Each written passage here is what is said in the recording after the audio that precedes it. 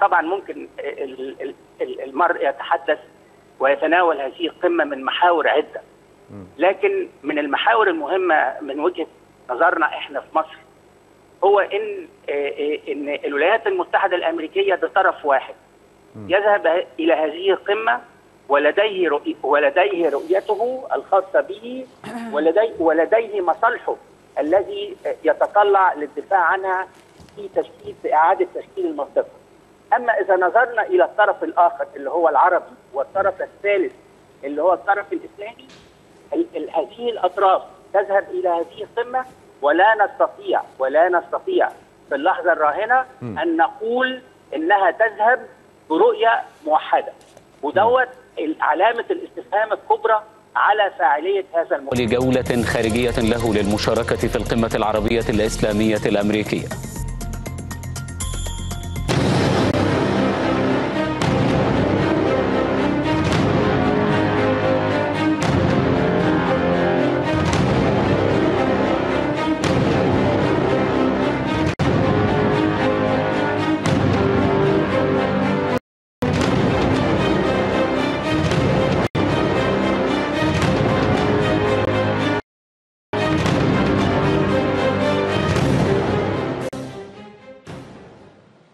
أهلا بكم مجددا. وصل الرئيس الأمريكي دونالد ترامب إلى العاصمة السعودية الرياض للمشاركة في القمة العربية الإسلامية الأمريكية. كان خادم الحرمين الشريفين الملك سلمان بن عبد العزيز في مقدمة مستقبلي الرئيس الأمريكي. هذا وتستضيف المملكة العربية السعودية بداية من اليوم وعلى مدار يومين 3 مؤتمرات قمة تحت عنوان العزم يجمعنا بمشاركة الرئيس الأمريكي. تناقش مؤتمرات القمة ملفات مهمة في مقدمتها مكافحة الإرهاب وسبل تعزيز العلاقات الدولية للتصدي للإرهاب. وتأتي زيارة ترامب إلى السعودية في بداية جولة تستمر 8 أيام وتشمل القدس ثم الفاتيكان.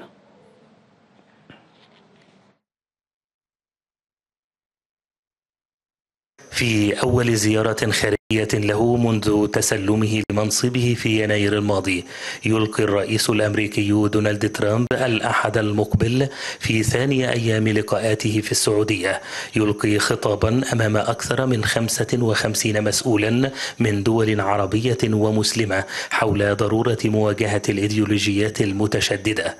وخلال القمة العربية الإسلامية الأمريكية يتطلع قادة الدول العربية والمسلمة من جهتهم إلى إعادة إنعاش العلاقات مع الولايات المتحدة بعدما طغت عليها تبعات قرار ترامب المثير للجدل بمنع دخول رعايا دول مسلمة إلى بلده، والاتهامات التي وجهت إليه على إثر هذا القرار بإذكاء الإسلاموفوبيا.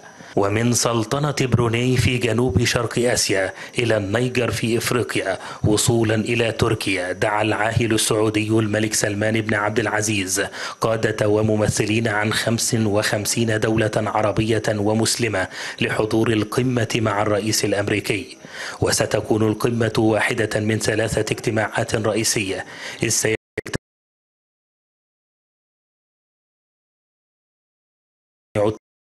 ترامب بقادة دول مجلس التعاون الخليجي السبت، ويعقد لقاء ثنائيا مع الملك سلمان، وفي مؤشر على الأهمية التي توليها المملكة العربية السعودية لزيارة الرئيس الأمريكي.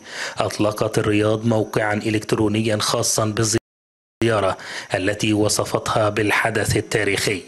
ويشير محللون إلى أن هدف الرياض من هذه الزيارة يتخطى ترميم العلاقة مع الحليف التاريخي، ليطال مسعى المملكة إلى دعوة واشنطن إلى تحجيم النفوذ الإيراني وتدخلها في الشؤون الداخلية لدول المنطقة. ويضيف المحللون أن القمة العربية الإسلامية الأمريكية تحمل رسالة واضحة للنظام الإيراني المتشدد، مفادها أنه سيكون هناك تفاهم كامل واتفاق شامل بين الولايات المتحدة الأمريكية والعالمين العربي والإسلامي.